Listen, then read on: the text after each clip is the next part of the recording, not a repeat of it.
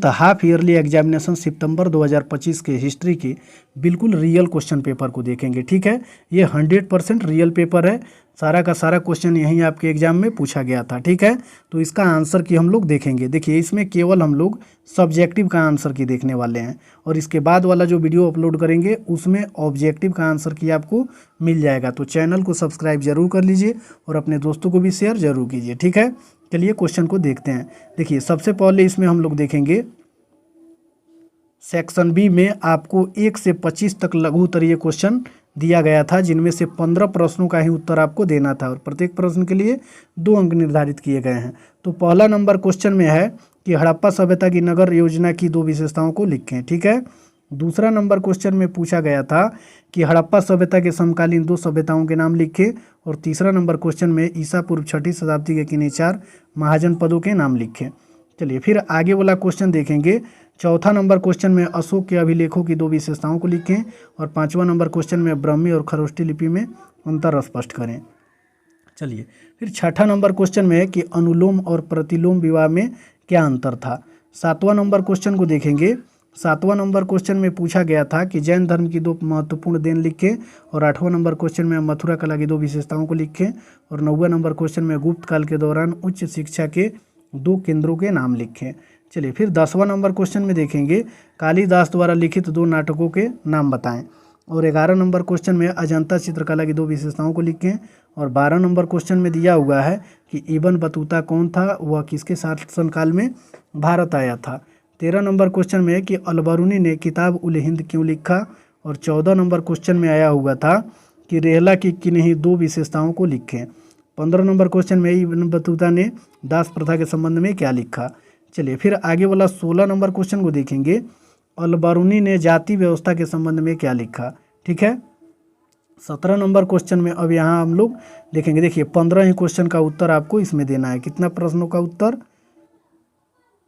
15 question का उत्तर देना है। ठीक है, तो 15 क्वेश्चन का आंसर आपको यहाँ मिल जाएगा। 1 से 16 तक क्वेश्चन लिए हैं, सभी क्वेश्चन का आंसर आपको इसी वीडियो में मिल जाएगा। देखिए, अब दीर्घ उत्तरीय क्वेश्चन को देख लेते हैं। इसमें आपको दीर्घ उत्तरीय क्वेश्चन नंबर 26 से 33 तक दिया गया है, जिनमें से चुन करके 4 ही प्रश्नों का उत्तर देना है। प्रत्येक प्रश्न के लिए 5 अंक निर्धारित है। तो 26 नंबर क्वेश्चन में है कि हड़प्पा सभ्यता के धार्मिक जीवन की विवेचना करें।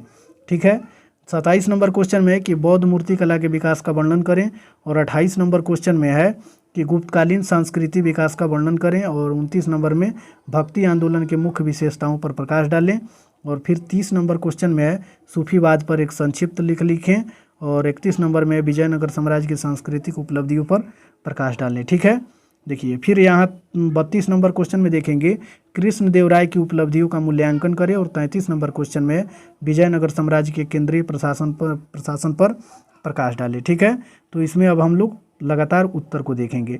देखिए, लघु उत्तरीय क्वेश्चन से क्वेश्चन नंबर 1 में है कि हड़प्पा सभ्यता की नगर योजना की किन्हीं 2 विशेषताओं को लिखें। तो यदि आप ध्यान से क्वेश्चन को देखिएगा तो यही 100% आपको याद हो जाएगा। देखिए, हड़प्पा सभ्यता की जो नगर योजना थी, इसके 2 विशेषताएं निम्नलिखित थी। ऐसे करके आपको लिखना है, और पहला पॉइंट में लिखना है सड़कों का जाल चौकोर में बसा हुआ था, यानी सड़कों का जो जाल बिछा हुआ था वो चौकोर में बना हुआ था। ठीक है, किस सभ्यता में? हड़प्पा सभ्यता में। दूसरा नंबर पॉइंट में लिखना है कि नालियों की उत्तम जल निकासी प्रणाली थी, यानी हड़प्पा सभ्यता में जो नालियाँ बनी हुई थी उसमें से जो जल निकलने की निकासी की प्रणाली थी वो बहुत ही उत्तम क्वालिटी की थी। ठीक है, चलिए फिर आगे वाला क्वेश्चन देखेंगे। दूसरा नंबर क्वेश्चन में पूछा हुआ है कि हड़प्पा सभ्यता के समकालीन 2 सभ्यताएँ लिखें। तो उत्तर में लिखेंगे कि हड़प्पा सभ्यता के समकालीन 2 सभ्यताएं निम्नलिखित है। ठीक, और पहला पॉइंट में लिखना है कि मेसोपोटामिया की सभ्यता, और दूसरा पॉइंट में लिखना है मिस्र यानी इजिप्ट की सभ्यता। ठीक है, चलिए फिर आगे वाला क्वेश्चन, तीसरा क्वेश्चन में पूछा हुआ है कि ईसा पूर्व 6वीं शताब्दी के 4 महाजनपदों के नाम लिखें। तो इसका उत्तर लिखेंगे कि ईसा पूर्व 6वीं शताब्दी के 4 महाजनपदों का नाम इस प्रकार है। ठीक है, और फिर 1 नंबर पॉइंट बना के आपको लिखना है मगध, दूसरा में कौशल, तीसरा में वत्स, और चौथा में अवंती या वज्जी भी लिख सकते हैं। ठीक है, चलिए फिर आगे वाला क्वेश्चन चौथा नंबर क्वेश्चन में देखेंगे अशोक के अभिलेखों की 2 विशेषताओं को लिखें। तो इसका उत्तर हम लोग लिखेंगे कि अशोक के अभिलेखों की 2 विशेषताएं निम्नलिखित है। पहला नंबर में इन्हें शिलाओं और स्तंभों पर खुदवाया गया, ठीक है, और दूसरा में इनमें प्राकृत भाषा और ब्राह्मी लिपि का प्रयोग हुआ। चलिए फिर आगे वाला क्वेश्चन देखेंगे। 5वां नंबर क्वेश्चन में है कि ब्राह्मी और खरोष्टी लिपि में अंतर स्पष्ट करें। तो इसका उत्तर लिखेंगे कि ब्राह्मी लिपि बाएं से दाएं लिखी जाती है, ठीक है, वहीं जबकि खरोष्टी लिपि की बात की जाए तो वो दाएं से बाएं की ओर लिखी जाती है। एक याद हो जाता है तो दूसरा अपने आप लिख लीजिएगा, ठीक है। ब्राह्मी लिपि में होती क्या है कि जो बाएं से दाएं लिखी जाती है, बाएं से किस तरफ लिखी जाती है, दाएं। जो अभी हम लोग पढ़ते हैं लिखते हैं, ये कौन सी लिपि है, ब्राह्मी लिपि है, यानी हम लोग इधर से ही लिखते हैं बाएं से दाएं की तरफ। लेकिन जो खरोष्टी लिपि है वो इधर से लिखा जाता है, ठीक है, यहाँ से शुरू होता है दाहिने से और बाएं की तरफ जाती है। तो इसको आपको याद रखना है। चलिए फिर आगे वाला क्वेश्चन, 6ठा नंबर क्वेश्चन में दिया हुआ है कि अनुलोम और प्रतिलोम विवाह में अंतर स्पष्ट करें। तो इसका उत्तर लिखेंगे अनुलोम विवाह में उच्च वर्ण का पुरुष निम्न वर्ण की स्त्री से विवाह करता था। अनुलोम विवाह क्या होता था, तो उसमें जो उच्च वर्ण के पुरुष थे वो निम्न वर्ण की स्त्री से क्या करते थे, शादी करते थे। वहीं प्रतिलोम विवाह की बात की जाए तो इसमें निम्न वर्ण का जो पुरुष था वो उच्च वर्ण की स्त्री से विवाह करता था। यानी इसको याद रखते हैं तो ये आप लिख लेंगे, ठीक है। इसमें उच्च वर्ण का पुरुष निम्न वर्ण की स्त्री से शादी करता था और इसमें जो होता था निम्न वर्ण का पुरुष उच्च वर्ण की स्त्री से शादी करता था, ठीक है। चलिए फिर आगे वाला क्वेश्चन देखेंगे। 7वां नंबर क्वेश्चन में है कि जैन धर्म की 2 महत्वपूर्ण देन। तो लिखेंगे कि जैन धर्म की 2 महत्वपूर्ण देन निम्नलिखित है। पहला पॉइंट में आपको लिखना है अहिंसा और सत्य का संदेश, दूसरा में तपस्या और आत्मसंयम पर जोर, ठीक है। चलिए फिर आगे वाला क्वेश्चन 8वां नंबर क्वेश्चन में दिया हुआ है कि मथुरा कला की 2 विशेषताओं को लिखें। तो इसमें उत्तर लिखेंगे कि मथुरा कला की 2 विशेषताएं निम्नलिखित है। मथुरा कला जो थी उसमें मूर्तियां लाल बलुआ पत्थर से बनाई जाती थी और मथुरा के पास से ही ये सभी आसानी से उपलब्ध हो जाती थी। कौन, लाल बलुआ पत्थर, ठीक है। इसी से बुद्ध की मूर्तियां क्या की जाती थी, बनाई जाती थी मथुरा कला में। फिर दूसरा पॉइंट में लिखेंगे मूर्तियों में यथार्थवादी रूप मिलता है और मूर्तियां जो थी उसमें क्या मिलता है, यथार्थवादी रूप मिलता है देखने को। किस कला में, मथुरा कला में। चलिए फिर आगे वाला क्वेश्चन देखेंगे। 9वां नंबर क्वेश्चन में है गुप्त काल के उच्च शिक्षा के 2 केंद्र को लिखें। तो उत्तर में लिखेंगे कि गुप्त काल के 2 उच्च शिक्षा केंद्रों के नाम निम्नलिखित है। पहला नंबर में नालंदा, दूसरा नंबर में विक्रमशिला।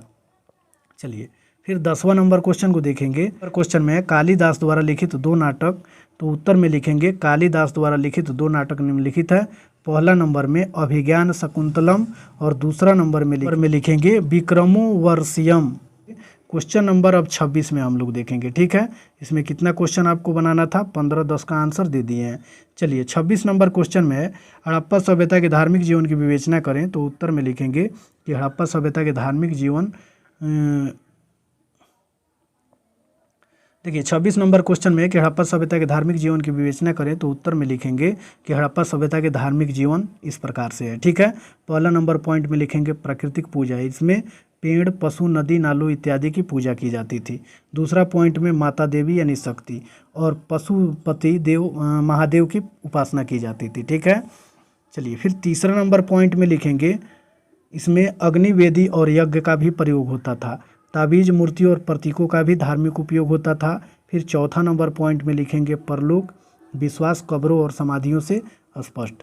चलिए फिर आगे वाला क्वेश्चन देखेंगे 27 नंबर में बौद्ध मूर्तिकला का विकास। तो लिखेंगे कि प्रारंभ में बुद्ध के प्रतीक को चक्र पद चिन्ह से दर्शाया गया। मथुरा और गंधार कला शैली में बुद्ध की वास्तविक मूर्तियां बनी। गंधार शैली पर यूनानी प्रभाव दिखता है। और फिर इसमें आगे हम लोग लिखेंगे मूर्तियां करुणा, शांति और ध्यान की मुद्रा में है। और फिर बौद्ध स्फूतो सांची अमरावती में उत्कृष्ट मूर्तिकला, ठीक है। चलिए फिर आगे वाला 28 नंबर क्वेश्चन में है, दीर्घोत्तरीय क्वेश्चन है, गुप्तकालीन सांस्कृतिक विकास। तो इसमें लिखेंगे साहित्य कालिदास, अभिज्ञान शकुंतलम, विष्णु शर्मा, अमर सिंह, ठीक है। फिर इसमें लिखेंगे कला, ठीक है।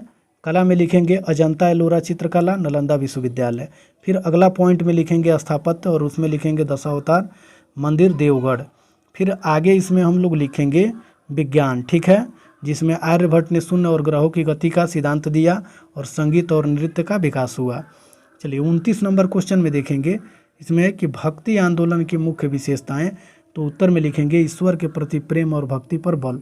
भक्ति आंदोलन की मुख्य विशेषताएं निम्नलिखित है। पहला नंबर पॉइंट में ईश्वर के प्रति प्रेम और भक्ति पर बल।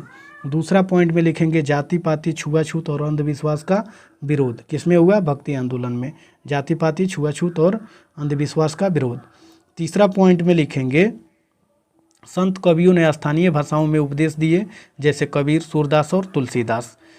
चलिए फिर अगला चौथा पॉइंट में इसमें हम लोग लिखेंगे गुरु शिष्य परंपरा और साधना का मार्ग, हिंदू मुस्लिम एकता और इसमें ठीक है एकता और भाईचारे का प्रचार। तो इस वीडियो में हम लोग इतना ही प्रश्न को देखें, ठीक है। इसके बाद वाला वीडियो में पूरा ऑब्जेक्टिव का आंसर अपलोड कर देंगे, तो वीडियो को लाइक ज़रूर कीजिए और चैनल को सब्सक्राइब करके अपने दोस्तों को भी शेयर ज़रूर कीजिए।